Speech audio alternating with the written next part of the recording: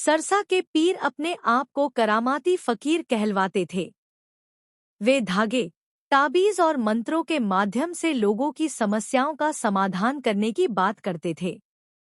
वे लोगों से कहते थे कि हम परमात्मा, खुदा के मित्र हैं और परमात्मा हमारी बात मानता है। उनका पाखंड बहुत अधिक फैल चुका था। वहाँ पीरों का मुखिया पीर बहावल और ख्वाजा अब्दुल पीर श्री गुरु नानक पातशाह जी के बारे में सुनकर बहुत क्रोधित हो गए और गुरु जी के पास आ पहुँचे। गुरु साहिब जी उस समय लोगों को उपदेश दे रहे थे कि न कोई हिंदू है और न ही कोई मुसलमान है। हमेशा खुदा को याद रखना चाहिए। नेकी और सच्चाई के रास्ते पर चलने से मनुष्य को मुक्ति मिलती है। महाराज के मुख से ये वचन सुनकर पीर बहावल ने क्रोध में गुरु जी से पूछा, क्या आप हिंदू हैं या मुसलमान? तब महाराज ने कहा, न तो मैं हिंदू हूँ और न ही मैं मुसलमान हूँ। मैं तो एक खुदा का बंदा हूँ, जो केवल यहाँ खुदा की बंदगी करने आया है। गुरु साहिब जी के मुख से ये वचन सुनकर पीर बहावल और भी अधिक चिढ़ गया। वह और अधिक क्रोधित हो गया। महाराज को नुकसान पहुंचाने के लिए उसने अपनी शक्तियों का प्रयोग किया। लेकिन जब गुरु साहिब जी ने पीर बहावल की ओर देखा तो उसके सारे जंतर मंतर और शक्तियां समाप्त हो गईं। इसके बाद पीर बहावल महाराज से कहने लगा, महाराज, हम आपसे दोस्ती करना चाहते हैं क्योंकि आप लोगों को उपदेश देते हैं। हम यह पूछना चाहते हैं कि आपने कौन सी तपस्या और योग साधना की है। तब महाराज ने बड़े मधुर वचन कहे और कहा, पीर जी, बैठिए। प्रेम और सहज भाव से हम आपसे बातचीत करेंगे। महाराज ने कहा, आप पीर हैं और पीरों को क्रोध शोभा नहीं देता, क्योंकि ईर्ष्या बहुत बुरी चीज है। मैं तो केवल वही करता हूँ जो मेरा निरंकार मुझे करने के लिए कहता है। गुरु साहिब के मुख से ये वचन सुनकर चारों पीर महाराज के सामने आकर बैठ गए। उनमें से एक पीर बोला, हमारे पीर अब्दुल शुक्र दिन को रात बना सकते हैं, पेड़ों को एक पल में उखाड़ सकते हैं, देखने वाले को अंधा कर सकते हैं और अंधे को देखने वाला बना सकते हैं। अब आप बताइए, आपके अंदर क्या करामात है? आप क्या कर सकते हैं? पीर के मुख से यह बात सुनकर महाराज ने एक शब्द उच्चारण किया। महाराज ने कहा, मैं क्या कर सकता हूँ? बल्कि तुम्हारे पीर ही कोई करामात दिखाए। गुरु साहिब जी के ये शब्द सुनकर उस पीर ने कहा, यदि आप हमारे पीर अब्दुल शुक्र की करामात देखना चाहते हैं तो आइए खुली जगह पर चलते हैं। महाराज उठ खड़े हुए और वह पीर भी तैयार हो गया। सारी संगत गुरु साहिब जी और उस पीर के पीछे पीछे चल पड़ी। महाराज ने उसी समय आकाश की ओर भरपूर दृष्टि से देखा और 7 बार सत करत कहा। पीर अब्दुल शुक्र लगभग आधा घंटा तक कलाम पढ़ता रहा। लोग बड़े आश्चर्य से आकाश की ओर देखते रहे, लेकिन आकाश से कोई भी घोड़ा नीचे नहीं उतरा। परंतु पीर स्वयं हैरान था, क्योंकि उसे अपने कलाम पर बहुत अभिमान था। उसे पूरा विश्वास था कि जब भी वह कलाम पढ़ता था तो किसी न किसी प्रकार का चमत्कार हो जाता था। लेकिन इस बार उसके कलाम का कोई भी प्रभाव नहीं हुआ। जब पीर ने अपनी पूरी शक्ति लगा दी, तब अंत में वह शर्मिंदा हो गया। इसके बाद श्री गुरु नानक सच्चे पातशाह जी ने उसे उपदेश दिया कि खुदा की बरकतों पर कभी अहंकार नहीं करना चाहिए, बल्कि बहुत ही विनम्र बनकर रहना चाहिए। खुदा की बख्शिश होने के बावजूद भी उसका सिमरण करते रहो और हर समय उसका शुक्राना करते रहो। शर्मिंदा हुए पीर ने अपनी जिद नहीं छोड़ी। उसने मेहरों के दाता श्री गुरु नानक देव जी को परखने की सोची। उसने कहा, यदि आप वली हैं तो कोठरी में बैठकर हमारे साथ तप कीजिए। आपको हमारे साथ बैठकर पूरे 40 दिनों तक तप करना पड़ेगा। फिर हम देखेंगे कि आपकी सब्र और संतोष वाली शक्ति कहाँ तक जाती है। तब गुरु साहिब जी ने उस पीर की चुनौती स्वीकार कर ली, क्योंकि महाराज पीरों को खुदा के साथ जोड़ना चाहते थे और उनका अहंकार तोड़ना चाहते थे। इस प्रकार गुरु साहिब जी उन पीरों के साथ 40 दिनों की तपस्या करने के लिए अलग अलग भोरों, कोठरियों में बैठ गए। पीरों ने जौ के दानों और पानी के सहारे 40 दिनों की तपस्या पूरी की। परंतु धन धन श्री गुरु नानक देव जी ने केवल परमात्मा के नाम के सहारे ही पूरे 40 दिन व्यतीत किए। जब 40 दिनों के बाद महाराज उन पीरों के साथ भोरों से बाहर आए, तो पीरों के शरीर तो सामान्य थे, लेकिन उनके चेहरे मुरझाए हुए थे। वहीं गुरु साहिब जी के चेहरे का नूर पहले की तरह ही चमक रहा था और उनका शरीर भी पूरी चढ़ती कला में था। जब पीरों को पता चला कि गुरु साहिब जी ने बिना कुछ खाए पिए पूरे 40 दिन तप किया है, तो उन्होंने गुरु साहिब जी के चरणों में नतमस्तक होकर प्रणाम किया। उन्होंने प्रण किया कि वे अहंकार को छोड़कर परमात्मा की बंदगी करेंगे और लोगों की भलाई करेंगे। गुरु साहिब जी ने उन्हें यही उपदेश दिया। वाहेगुरु जी का खालसा, वाहेगुरु जी की फतेह।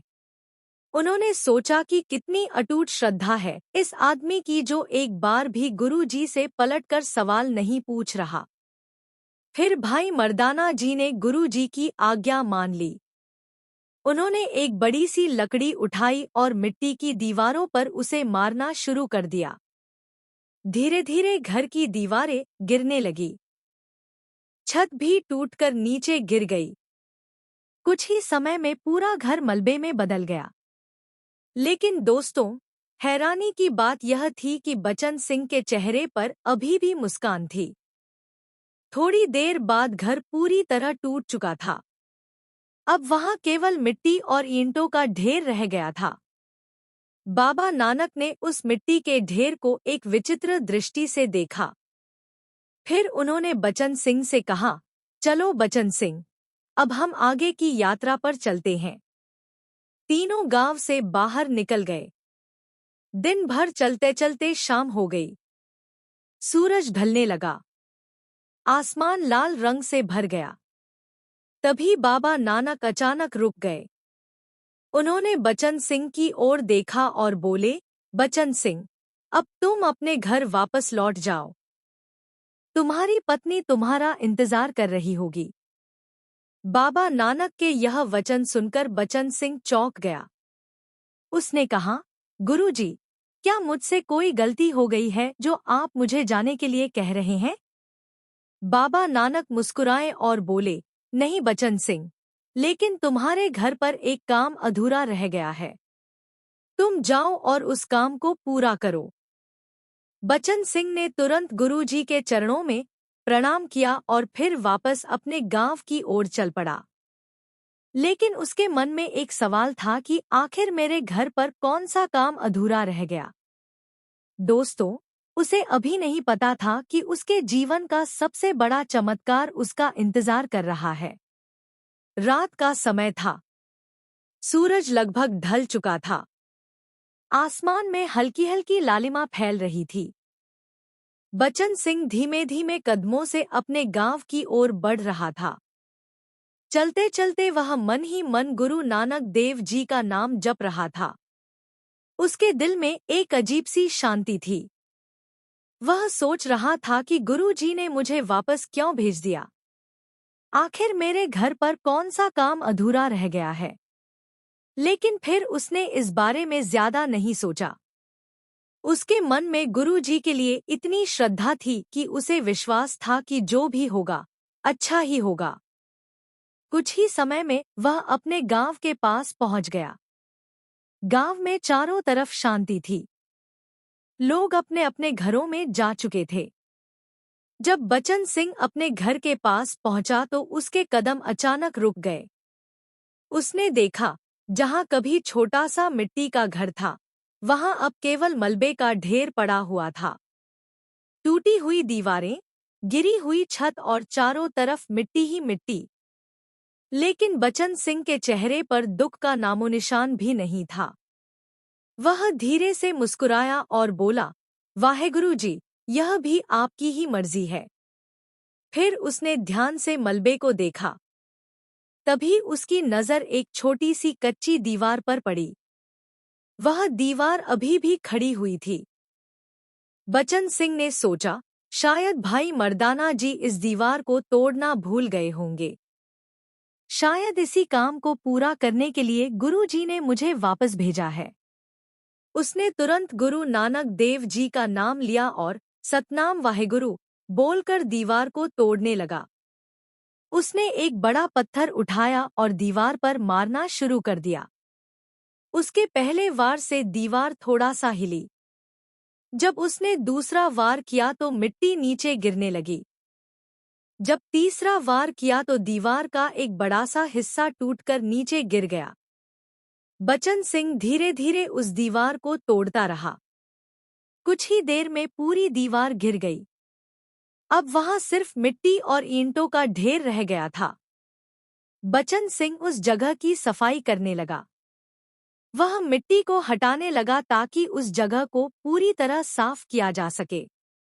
लेकिन तभी अचानक उसके हाथ किसी कठोर चीज से टकराए। बचन सिंह चौंक गया। उसने जल्दी से मिट्टी हटाई। जैसे ही उसने मिट्टी हटाई, उसकी आंखें आश्चर्य से फैल गईं।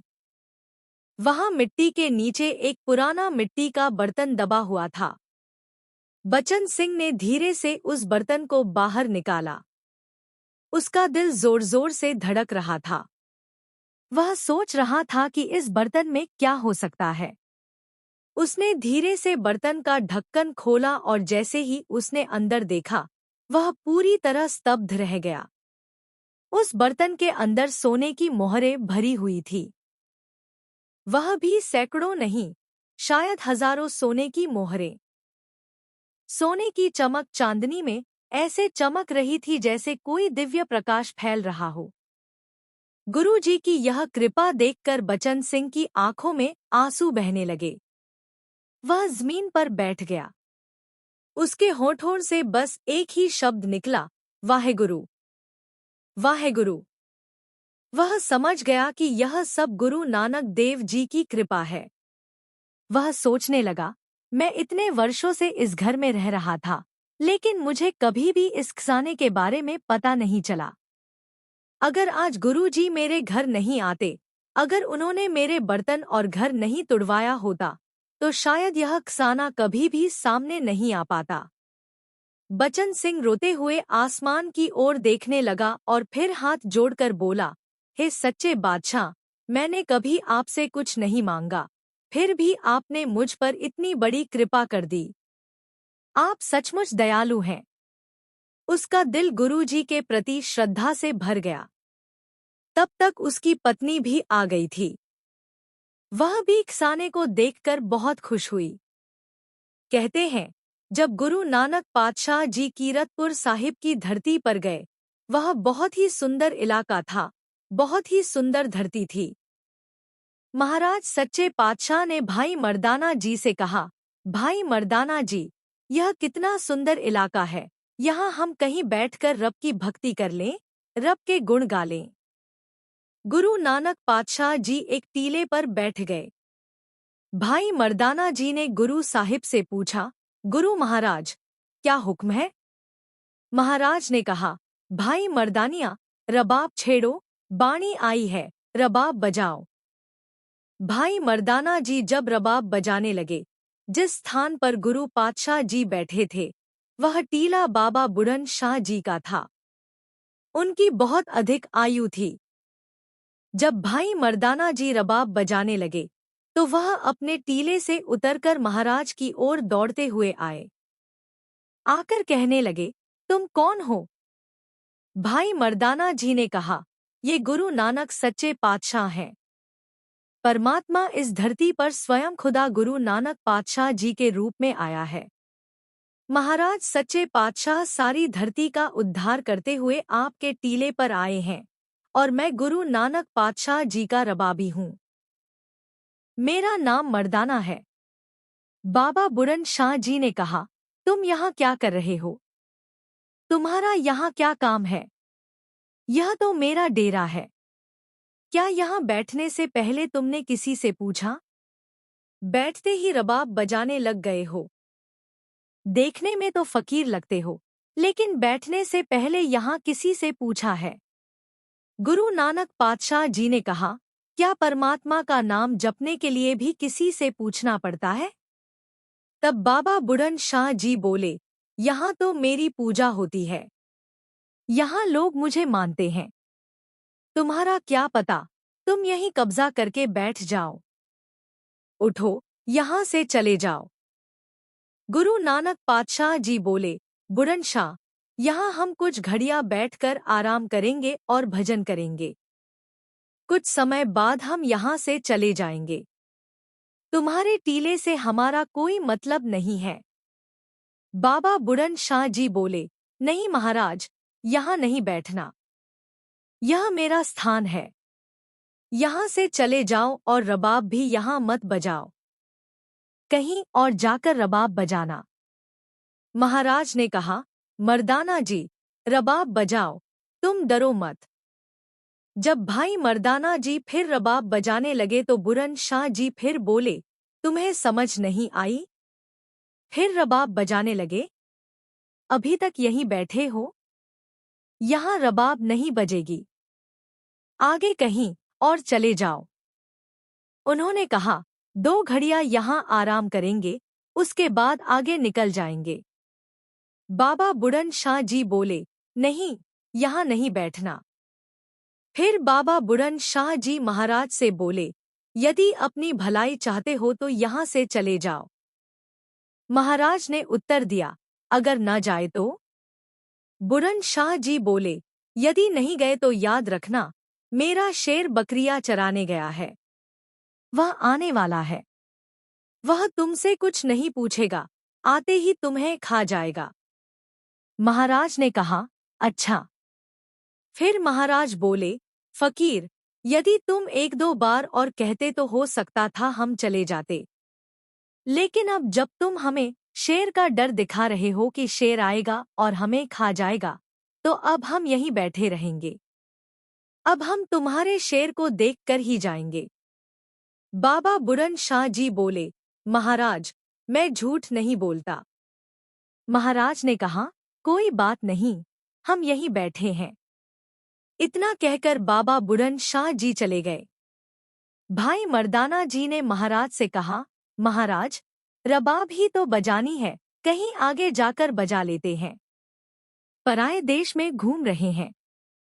यदि यहाँ हमें कोई शेर खा गया तो यहाँ हमें पूछने वाला भी कोई नहीं होगा। गुरु साहिब जी ने कहा, मर्दानिया, चिंता मत कर। भाई मर्दाना जी ने फिर विनती की, महाराज, बाबा बुढ़न शाह कहता है कि मेरा शेर आएगा और आपको खा जाएगा। और वह कहता है कि वह बकरियां चराने गया है। महाराज, शेर तो बकरियां नहीं चराता, बल्कि बकरियां खाता है। वह तो हमें डराकर चला गया है। महाराज ने कहा, भाई मर्दानिया, जो फकीर बुढ़न शाह है, वह कोई साधारण फकीर नहीं है। ऐसा मत समझना कि यूं ही घूमता फिरता है। इस फकीर ने बहुत सी रिद्धियां सिद्धियां अपने वश में कर रखी हैं। मुझे भी पता है कि शेर बकरियां नहीं चराता, बल्कि खाता है, लेकिन इसका शेर बकरियां चराता है। सो साध संगत जी, बाबा बुढ़न शाह जी भाई मर्दाना जी और गुरु साहिब जी से यह कहकर चले गए कि मेरा शेर आएगा और तुम्हें खा जाएगा। महाराज अब भाई मर्दाना जी से कहते हैं, चिंता मत कर, तुम रबाब बजाओ। भाई मर्दाना जी रबाब बजाने लगे। जब वे रबाब बजा रहे थे, महाराज ध्यान में बैठे हुए थे। तभी भाई मर्दाना जी को बकरियां दिखाई दी। भाई मर्दाना जी उसी समय महाराज से बोले, महाराज, मुझे तो लगता था बाबा बुढ़न शाह झूठ बोलता है, लेकिन सचमुच शेर बकरियां चरा रहा है। महाराज, देखिए, बकरियां चली आ रही हैं। यदि बकरियां आई हैं, तो पीछे शेर भी आएगा।